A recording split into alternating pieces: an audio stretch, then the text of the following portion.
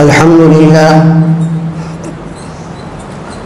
لله نحمده ونستعينه ونستغفره ونؤمن به ونتوكل عليه ونعوذ بالله من شرور أنفسنا ومن سيئات أعمالنا من يهد الله فلا مضل له ومن يضلله فلا هادي له أشهد أن لا إله إلا الله وحده لا شريك له وأشهد أن محمدًا عبده ورسوله أما بعد فإن خير الحديث كتاب الله وخير الهدي هدي محمد صلى الله عليه وسلم وشر الأمور محدثاتها وكل محدثة بدعة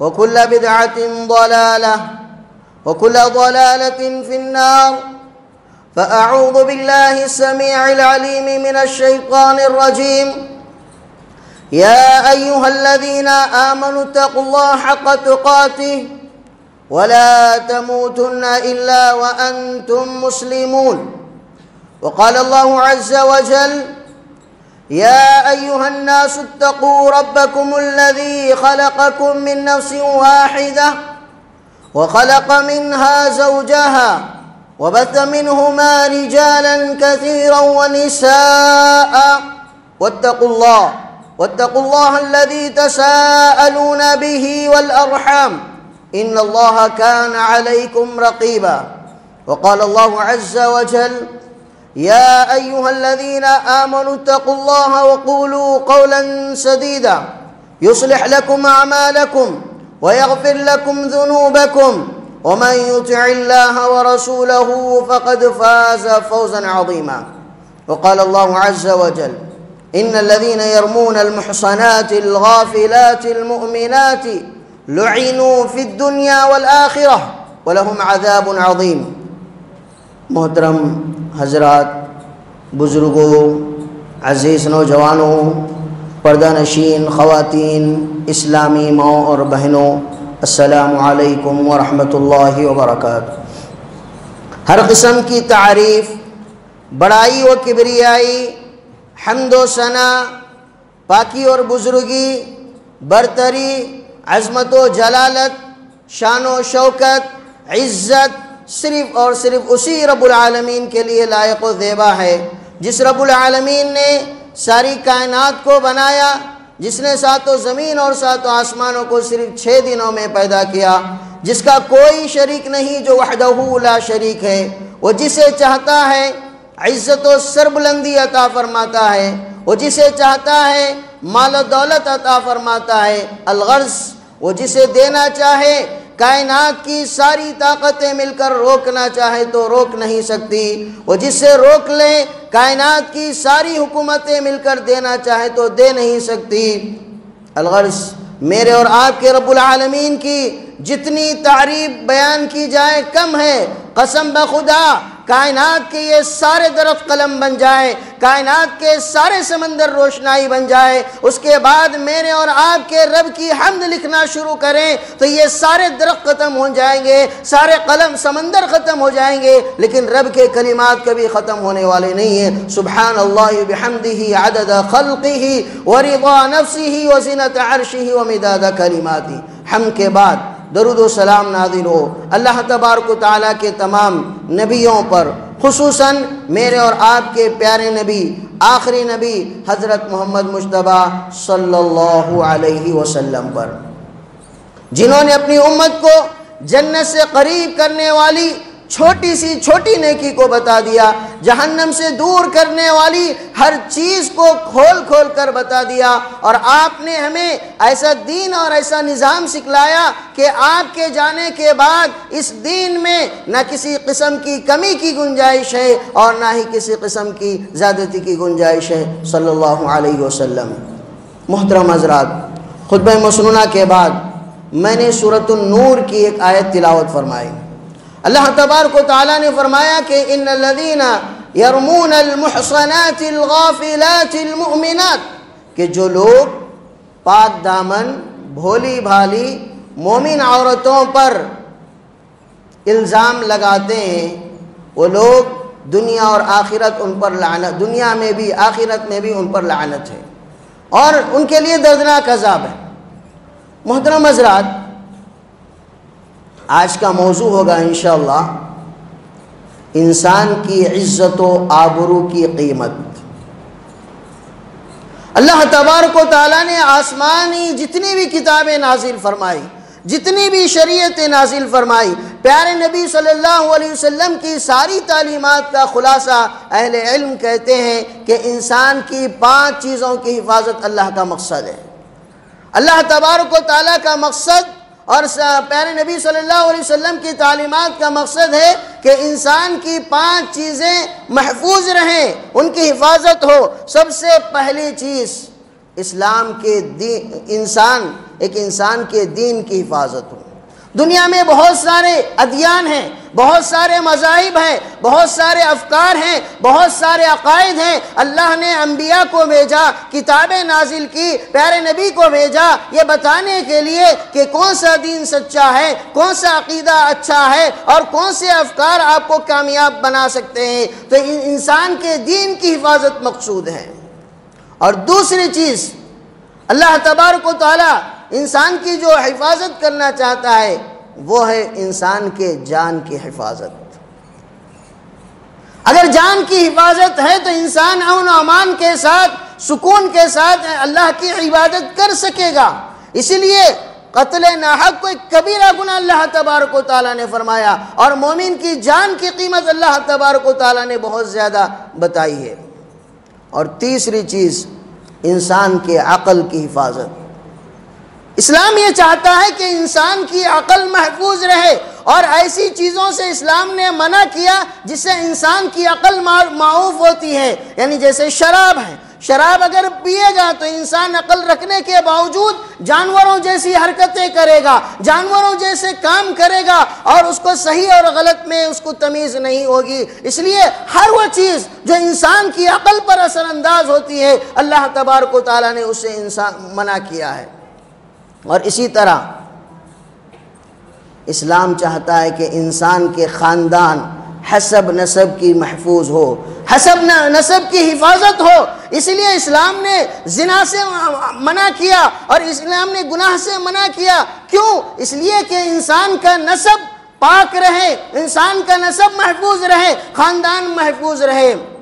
اور 5ویں چیز جو آج ہمارا موضوع ہے وہ ہے انسان کی عزت و آبرو۔ اللہ تبارک و تعالی انسان کی عزت و آبرو کی حفاظت کرنا چاہتا ہے، اور انسان کی عزت، کسی بھی انسان چاہے کوئی بھی ہو، مسلمان ہو غیر مسلم ہو، کسی بھی انسان کی عزت و آبرو کے ساتھ کھلواڑ کرنا ایک کبیرہ گناہ قرار دیا گیا، اور کہا گیا کہ ایسے لوگ جو دوسروں کی عزت کے ساتھ کھلواڑ کرتے ہیں، دوسروں کی تحقیر کرتے ہیں، توہین کرتے ہیں، تسخیر کرتے ہیں، وہ دنیا میں بھی ان پر اللہ کی لعنت ہے، آخرت میں بھی ان پر اللہ کی لعنت ہے، اور قیامت میں ان کے لیے دردناک عذاب ہے۔ محترم حضرات، ہر انسان کا ایک مقام ہے، ہر انسان کی ایک عزت ہے۔ سب سے پہلے اسلام یہ کہتا ہے کہ انسان خود پہلے اپنی عزت کرنا چاہیے، اپنے عزت کی حفاظت کرنا چاہیے۔ پھر دوسروں کو تعلیم دی گئی کہ کسی کی عزت کے ساتھ کھلواڑ نہ کیا جائے۔ پیارے نبی صلی اللہ علیہ وسلم نے حدیث میں فرمایا، بڑی اچھی حدیث ہے، کہا کہ بِحَسْبِ امْرِئٍ مِنَ الشَّرِّ أَن يَحْقِرَ أَخَاهُ الْمُسْلِمِ، کہ اللہ کے پاس ایک بندے کی برا ہونے کے لیے، گنہگار ہونے کے لیے اتنا ہی کافی ہے کہ کوئی آدمی اپنے بھائی کو حقیر سمجھے۔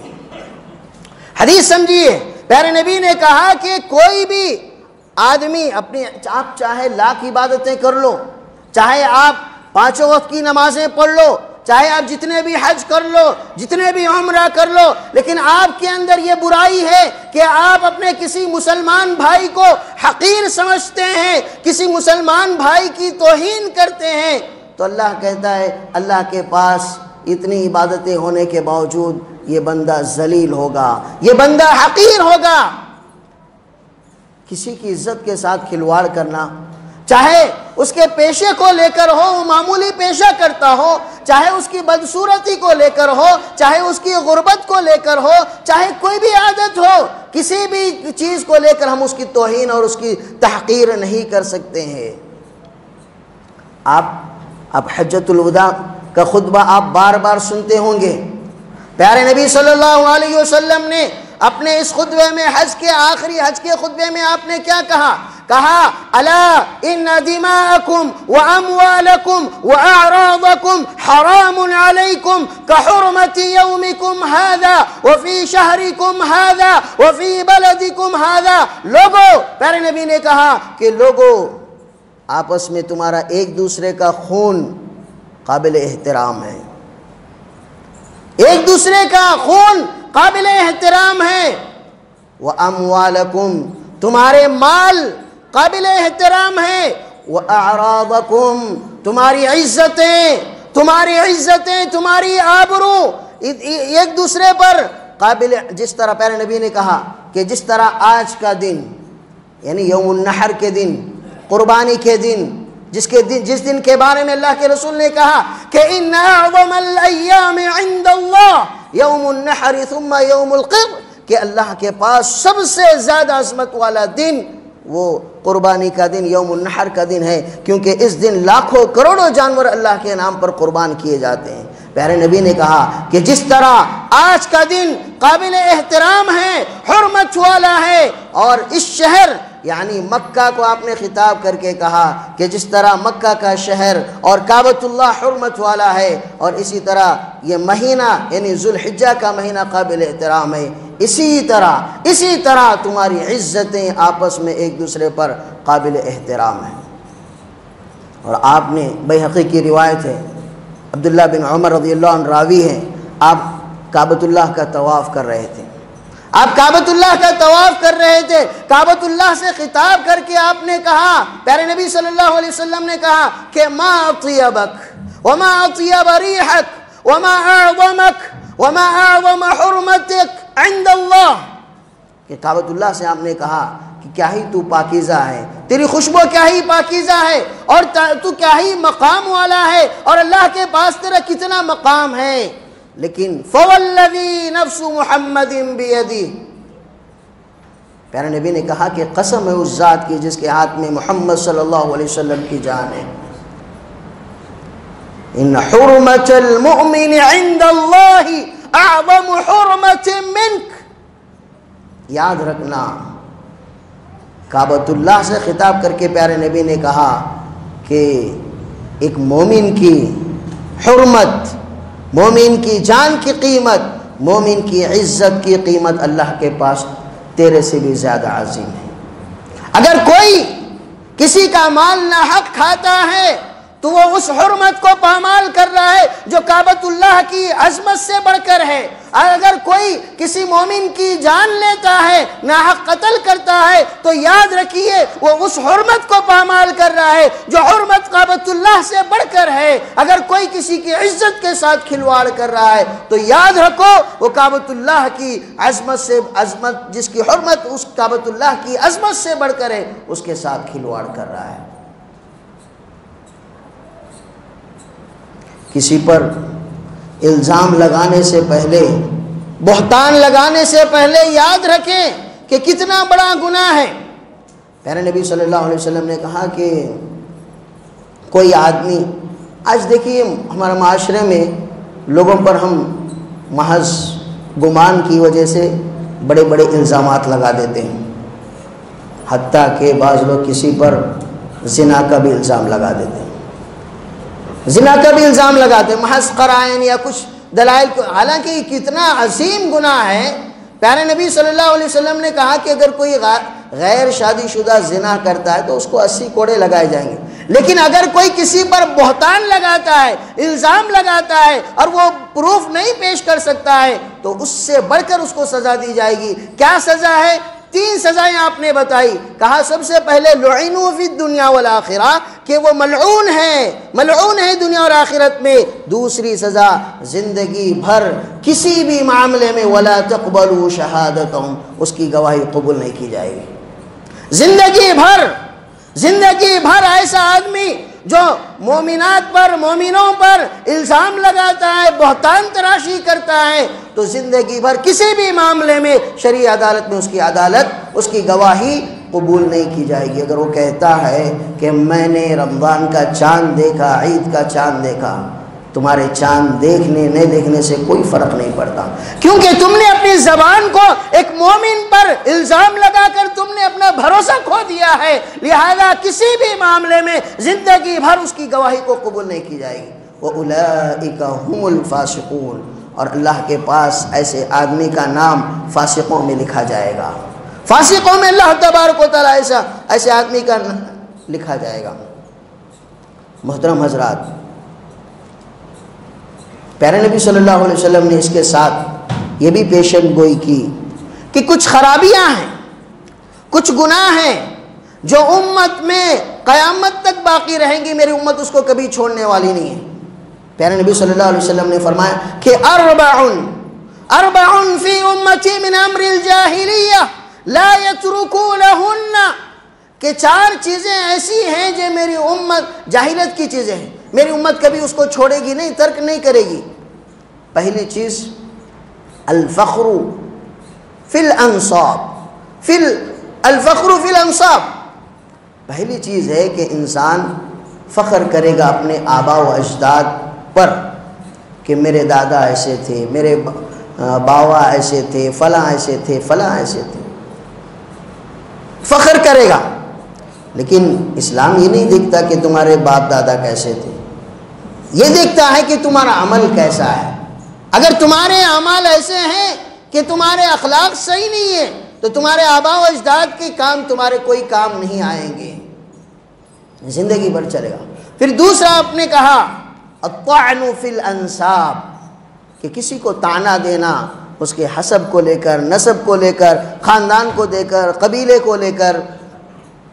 کیسے؟ جیسے ہمارے معاشرے میں معمول ہے کہ اگر کوئی آدمی، کسی قبیلے کا کوئی آدمی اگر غلطی کرتا ہے تو لوگ کیا کہتے ہیں کہ یہ قبیلے والے یہ ایسے ہیں. مثال کے طور پر اگر قریش قبیلے کا کوئی آدمی غلطی کرتا ہے، کوئی گناہ کرتا ہے، تو ہماری زبانوں پر کیا ہے، یہ سارے قریشی ایسے ہی ہیں. یہ معمولی چیز نہیں ہے، ہمارے ایسا کرتے ہیں تو چھوڑ دینا چاہیے. کیوں؟ اگر فرض کر لو ولو بالفرض قریش کے 50,000 لوگ ہیں، اگر ایک آدمی کی غلطی کی وجہ سے آپ نے کہہ دیا کہ جو ہے سارے قریش کے لوگ ایسے ہی ہیں، تو اگر کل قیامت کے دن وہ 50,000 لوگ آپ کا کالر پکڑیں گے اور کہیں گے تم نے یہ جملہ کہا تھا، تمہارے پاس کیا ثبوت ہے، پیش کرو. کیا جواب دیں؟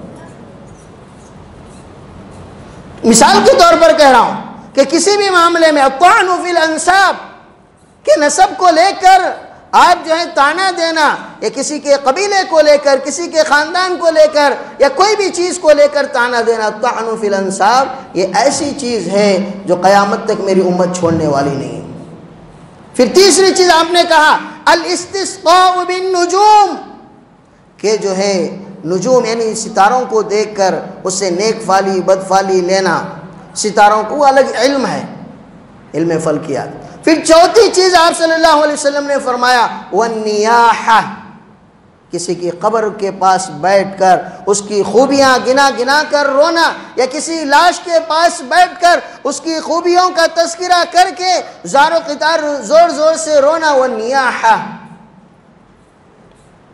آپ صلی اللہ علیہ وسلم نے کہا کہ یہ 4 چیزیں ایسی ہیں جو میری امت میں باقی رہیں گی. پھر بتایا کیوں جا رہا ہے؟ بتایا اس لیے جا رہا ہے کہ جس کے دل میں اللہ کا تقوی ہے، جس کو پیارے نبی سے محبت ہے، جس کو اپنی آخرت کی فکر ہے، وہ ان چیزوں سے دور رہے، وہ ان عادتوں سے دور رہے، یہ جاہلیت کے کاموں سے دور رہے. اس لیے یہ باتیں بتائی جا رہی، پیارے نبی صلی اللہ علیہ وسلم نے بتایا ہے.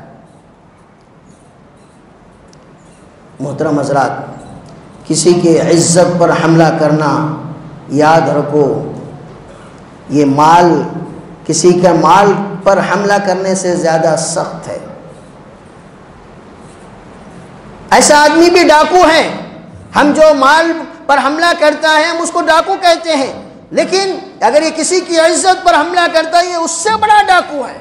پیارے نبی صلی اللہ علیہ وسلم نے فرمایا ان ارب الربا استطاعت الرجل فی عرض اخیہ، کہ سب ظلم کی بدترین شکل، سب سے بڑی انتہا یہ ہے کہ آدمی اپنے بھائی کی عزت کے بارے میں اپنی زبان کو بے لگام کر دے، بولتا جائے، ہر بات تیر کی طرح جا کر اس کے اپنے بھائی کے دل پر لگے، اس کی عزت و آبرو کے ساتھ کھلواڑ کرے، تو ایسا آدمی سب سے بڑا ظالم ہے. مال سے بھی زیادہ انسان کے پاس اس کی عزت عزیز ہوتی ہے، محبوب ہوتی ہے. تو پیارے نبی صلی اللہ علیہ وسلم نے فرمایا، اور اسی طرح محترم حضرات، تو پیارے نبی صلی اللہ علیہ وسلم نے اس لیے کچھ آداب بتائے کہ کسی کے بارے میں بدگمان ہونے سے اپنے آپ کو حفاظت کرنے کے لیے، کیونکہ سورۃ النور یہ ایسی سورت ہے جس میں اللہ تبارک و تعالیٰ نے معاشرتی مسائل بیان کیے ہیں. ایک مثالی معاشرہ، ایک مثالی سماج، مثالی خاندان کیسے ہونا چاہیے، اس کے آداب اللہ تبارک و تعالیٰ نے سورۃ النور میں بیان فرمایا. میں نے خطبے کا آغاز بھی اسی سورت کی آیت سے کیا، اور اب ایک آداب بتایا جا رہا ہے. کہا کہ یا ایھا الذین آمنوا لا تدخلوا بیوتا غیر بیوتکم حتی تستأنسوا وتسلموا علی اہلہا، کہ ایمان والو جب تم اپنے گھر کے علاوہ دوسروں کے گھروں میں داخل ہو یا دوسروں کے گھر کو جاؤ تو سب سے پہلے کیا کرنا ہے؟ حتی، سب سے پہلے آپ کو سلام کرنا ہے. سلام کرنے کے بعد اجازت لینا ہے اندر آنے کی، اجازت لینا، سلام کرنا. اس کے بعد اگر گھر والے کہہ دیں کہ وَإِنْ قِيلَ لَكُمُ ارْجِعُوا فَارْجِعُوا، ابھی میرے پاس ٹائم نہیں ہے، لوٹ جاؤ، تو لوٹ جانا چاہیے. یا کسی گھر پر آپ 3 مرتبہ بیل بجا دیے، اندر سے کوئی جواب نہیں آ رہا، آپ کو واپس لوٹ جانا چاہیے. 3 مرتبہ اجازت طلب کیے، اجازت نہ ملنے پر واپس لوٹ جانا چاہیے. یہ بڑا آداب ہے. وَإِنْ قِيلَ لَكُمُ ارْجِعُوا فَارْجِعُوا هُوَ أَزْكَىٰ لَكُمْ، یہ تمہارے لیے بھی بہتر ہے، ان کے لیے بھی بہتر ہے. اور اسی لیے اور پیارے نبی صلی اللہ علیہ وسلم نے ایک اور ادب بتایا کہ کسی کے گھر میں جھانکنا نہیں چاہیے، کھڑکی سے ہو یا دروازے کے سوراخ وغیرہ میں سے ہو. حضرت انس رضی اللہ عنہ کہتے ہیں کہ میں پیارے نبی صلی اللہ علیہ وسلم کے گھر میں موجود تھا، پیارے نبی بھی تھے، تو پیارے نبی صلی اللہ علیہ وسلم کے گھر کے دروازے سے کوئی آدمی جھانک رہا تھا. تو آپ صلی اللہ علیہ وسلم گھر میں سے کیا کہ وہ قینچی وغیرہ تھی، آپ نے اس کو لے لیا اور دروازے کے پاس ٹھہر گئے کہ کوئی جھانکا تو جو ہے میں اس کی آنکھ پھوڑ دوں. اتنی اجازت ہے، کیونکہ گھر میں انسان کس حالت میں رہتا ہے، کیسے رہتا ہے، یہ بیان نہیں کر سکتے، اس لیے جھانکنے کی اجازت نہیں. یہ سب آداب ہیں کہ انسان کسی کے بارے میں بدگمان نہ ہو. اب کیا ہے، اب کسی کی عزت کے ساتھ کھلواڑ کرنے کے موجودہ دور میں کیا کیا مظاہر ہیں. دیکھیے، سب سے بڑا ذریعہ جس سے ہم دوسروں کی عزت کو پامال کرتے ہیں، تار کرتے ہیں، وہ ہے غیبت. اس کی غیر موجودگی میں اس کی برائیاں، اس کے عیبوں کا تذکرہ کرنا. آج 4 لوگ جمع نہیں ہوتے کہ فوری 5ویں کے بارے میں بات کرنا شروع کر دیتے ہیں. بہت بڑا گناہ ہے. اللہ تبارک و تعالیٰ نے فرمایا أَيُحِبُّ أَحَدُكُمْ أَن يَأْكُلَ لَحْمَ أَخِيهِ مَيْتًا فَكَرِهْتُمُوهُ، کیا تم یہ پسند کرتے ہو کہ تمہارا بھائی، خاص بھائی گھر میں مرا ہوا ہو، کیا اس کا گوشت کاٹ کر کھانا تمہیں پسند ہے؟ أَيُحِبُّ أَحَدُكُمْ أَن يَأْكُلَ لَحْمَ أَخِيهِ مَيْتًا فَكَرِهْتُمُوهُ، کوئی نہیں پسند کرے گا، تم اس کو ناپسند کرو گے. پھر کیوں جو ہے غیبت کر کے اپنے بھائی کا گوشت کھانے کے برابر کرتے ہو؟ پیارے نبی صلی اللہ علیہ وسلم نے معراج کے موقع پر آپ نے کہا کہ لما عرج بی مررت بقوم لهم اظفار. پیارے نبی نے کہا کہ معراج کی رات مجھے کچھ مناظر، عالم برزخ کے مناظر دکھائے گئے، تو میرا گزر ایک ایسے قوم پر سے ہوا کہ جن کے ناخن بہت نوکیلے ناخن تھے، یخمشون وجوہہم وصدورہم، وہ نوکیلے ناخن سے وہ اپنے چہرے کو، اپنے سینے کو نوچ رہے تھے اور اپنا گوشت خود کھا رہے تھے۔ میں نے جبرائیل علیہ السلام سے پوچھا من ہاؤلا، کہ یہ لوگ کون ہیں؟ اتنا دردناک عذاب، اتنی سخت سزا انہیں کیوں ہو رہی ہے؟ جبرائیل علیہ السلام نے کہا کہ ہم الذین یاکلون لحوم الناس ویقعون فی اعراضہم، کہ یہ وہ لوگ ہیں جو دنیا میں لوگوں کا گوشت کھایا کرتے تھے، مطلب لوگوں کی غیبت کیا کرتے تھے، لوگوں کی غیبت کیا کرتے تھے اور لوگوں کی عزتوں میں خامخواہ کی جو دخل اندازی کرتے تھے، وَيَقَعُونَ فِي أَعْرَاضِهِمْ، لوگوں کی عزتوں پر ڈاکہ ڈالا کرتے تھے۔ کتنا سخت عذاب ہے۔ اور آپ نے وہ مشہور حدیث سنی ہوگی، پیارے نبی صلی اللہ علیہ وسلم کا گزر 2 قبر کے پاس سے ہوا، تو آپ خچر پر سوار تھے، تو آپ کا جو ہے گھوڑا یا خچر بدکنے لگا۔ آپ نے کہا کہ یہ قبریں کس کی ہیں معلوم کرو، یہ قبر والوں کو عذاب ہو رہا ہے۔ عذاب کسی بڑی چیز کی وجہ سے نہیں ہو رہا ہے، اس سے بچنا معمولی تھا۔ ایک اس میں سے چغل خور تھا، دوسرا جو ہے وہ طہارت و پاکیزگی یعنی پیشاب کے خطروں سے اپنے کپڑوں کو محفوظ نہیں رکھتا تھا۔ مشہور حدیث آپ نے سنی ہوگی۔ تو یہ غیبت، اور دوسرا جو ہے ذریعہ جو انسان کے عزت کے ساتھ کھلواڑ کرتا ہے، نہیں ہر آدمی کو مزاح کا موضوع بنا لینا، جب بھی وہ ملے یا کسی محفل میں جمع ہو فلاں آدمی کو مزاح کا موضوع بنا لیتے ہیں۔ مزاح کا موضوع جب بناتے ہیں تو ظاہر بات ہے اس کو حقیر سمجھ کر یا اس کو معمولی سمجھ کر یا اس کو اپنے ساروں میں اس کو کوئی کم سمجھ کر ہی لوگ اس کو مزاح کا موضوع بناتے ہیں۔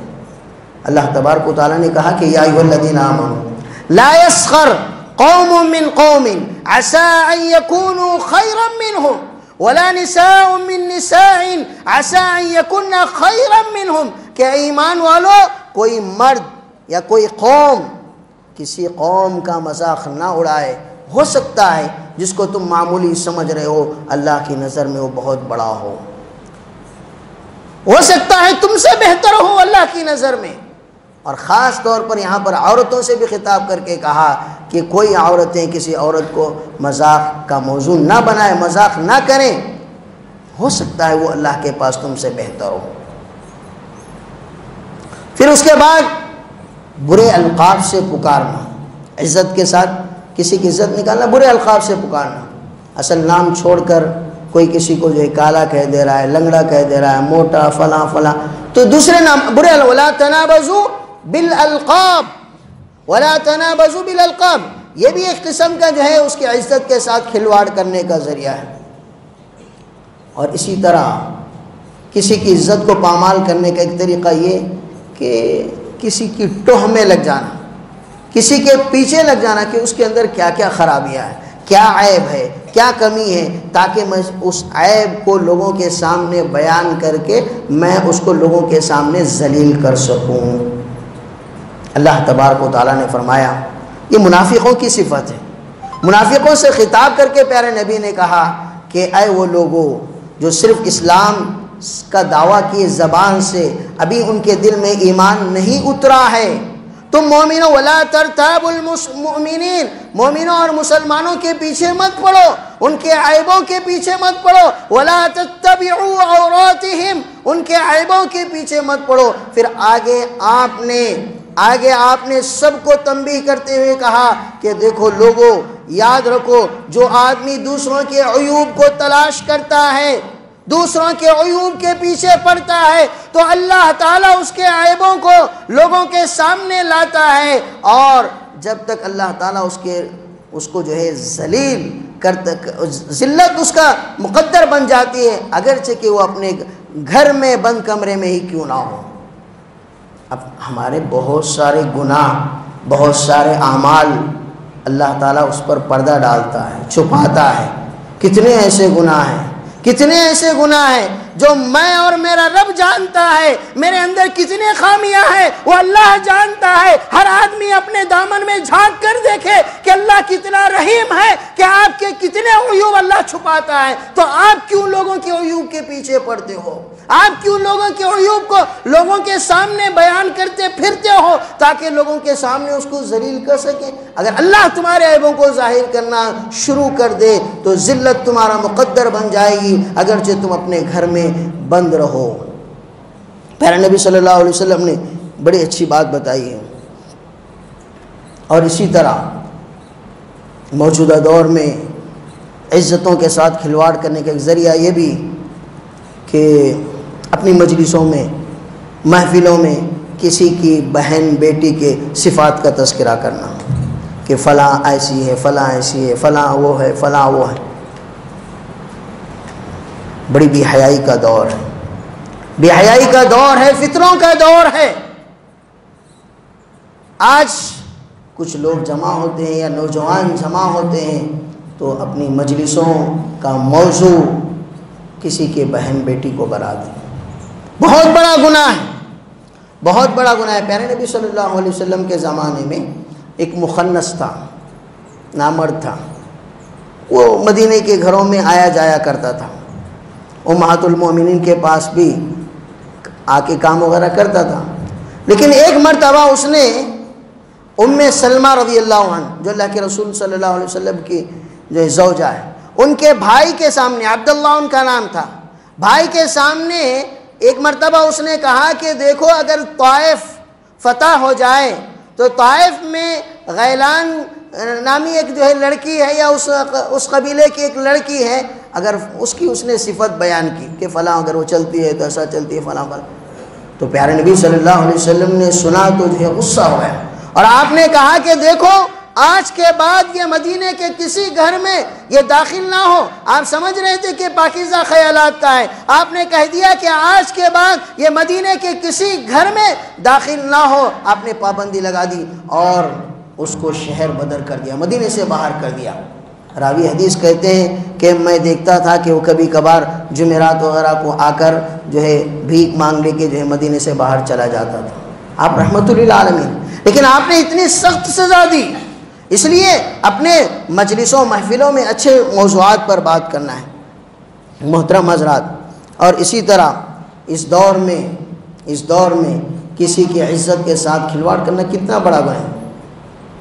ایک مرتبہ حضرت عائشہ رضی اللہ عنہا نے پیارے نبی صلی اللہ علیہ وسلم کے سامنے حضرت صفیہ رضی اللہ عنہ کا تذکرہ کیا کہ حسبک من صفیتی کذا وکذا، یعنی راوی حدیث کہتے ہیں کہ حضرت صفیہ رضی اللہ عنہ ان کی ہائٹ تھوڑا جو ہے کم تھی، تو اس کا تذکرہ عائشہ رضی اللہ عنہ نے کہا، تو اللہ کے رسول نے کہا کہ یا عائشہ لقد قلت کلمۃ لو مزجت بماء البحر لمزجتہ، کہ اے عائشہ تم نے ایسی بات کہی کہ اگر اس بات کو، اس کلمے کو سمندر کے پانی میں ملا دیا جائے تو سارا سمندر کا پانی گدلا ہو جائے۔ آج بہت سارے الفاظ ہم اپنی زبان سے نکالتے ہیں، معمولی سمجھ کر نکالتے ہیں، لیکن وہ اللہ کی نظر میں بہت بڑی ہوتی ہے، وَهُوَ عِنْدَ اللَّهِ عَظِيمٌ۔ اس لیے پیارے نبی صلی اللہ علیہ وسلم نے کہا کہ اپنی زبانوں کی حفاظت کرو، اور جو زبان کی حفاظت کرتا ہے پیارے نبی نے اس کے لیے جنت کی گارنٹی دی، کہا کہ مَن يَضْمَنْ لِي بَيْنَ لِحْيَيْهِ وَبَيْنَ رِجْلَيْهِ أَضْمَنُ لَهُ الْجَنَّةِ، کہ جو آدمی دو جبڑوں کے درمیان جو چیز ہے یعنی زبان کی حفاظت کی گارنٹی دے، اور جو دو رانوں کے درمیان جو چیز ہے یعنی شرمگاہ کی حفاظت کی گارنٹی دے، أَضْمَنُ لَهُ الْجَنَّةِ، میں اس کے لیے جنت کی گارنٹی دیتا ہوں۔ موجودہ دور یہاں پر مال کی حفاظت کرنا آسان ہو گیا، لوگوں کی عزت و عفت کی حفاظت کرنا بہت مشکل ہو گیا، اس لیے یہ بہت بڑا گناہ ہے، لوگوں کے ساتھ لوگوں کی عزت و کھلواڑ کرنا بہت بڑا گناہ ہے۔ اپنی زبانوں کی حفاظت کرو، اور اللہ تبارک و تعالیٰ سے دعا ہے کہ اللہ تعالیٰ ہم سب کو ان تعلیمات پر عمل کرنے کی توفیق عطا فرمائے۔ اللہ تعالیٰ ہمیں دنیا اور آخرت دونوں میں عزت کی زندگی سے نوازیں۔ اللہ تعالیٰ سارے عالم اسلام میں جہاں بھی مسلمان پریشان ہے، مظلوم ہے، اے اللہ ان مسلمانوں کی حفاظت فرما مولا، اے اللہ خصوصاً فلسطین اور غزہ کے مسلمانوں کی مدد فرما مولا، اے اللہ غیب سے ان کی مدد فرما مولا، یا اللہ وہاں کے بچوں کی، خواتین کی حفاظت فرما مولا، اے اللہ ہمارے ملک میں بھی امن و امان عطا فرما مولا، اے اللہ ہمارے شہر میں بھی امن و امان عطا فرما، اے اللہ ظالموں کے ظلم سے ہماری حفاظت فرما، کافروں کے شر سے ہماری حفاظت فرما مولا، اے اللہ ہمیں جو بیمار ہیں انہیں صحت و عافیت عطا فرما مولا، اے اللہ جو پریشان حال ہیں ان کی پریشانی کو دور فرما دے مولا، اے اللہ جو قرض دار ہیں ان کے قرضے کی ادائیگی کے اسباب مہیا فرما دے مولا، اے اللہ ہم میں سے جن کے والدین باحیات ہیں انہیں صحت و تندرستی عطا فرما مولا، اے اللہ ہم میں سے بہت سارے لوگوں کے والدین وفات پا چکے ہیں، اے اللہ ان کے قبروں کو منور فرما دے مولا، اے اللہ ان پر رحم و کرم کا معاملہ فرما مولا، اے اللہ ہم میں سے جو نوجوان بے روزگار ہیں انہیں حلال روزی کے ذرائع عطا فرما دے مولا، اے اللہ ہم سب کو قبر کے عذاب سے بچا لے مولا، اے اللہ جنت الفردوس میں اعلیٰ سے اعلیٰ مقام نصیب فرما مولا، آمین وآخر دعوانا الحمدللہ رب العالمین، اقول قولی هذا استغفر اللہ لی ولکم ولسائر المسلمین من کل ذنب واتوب الیہ۔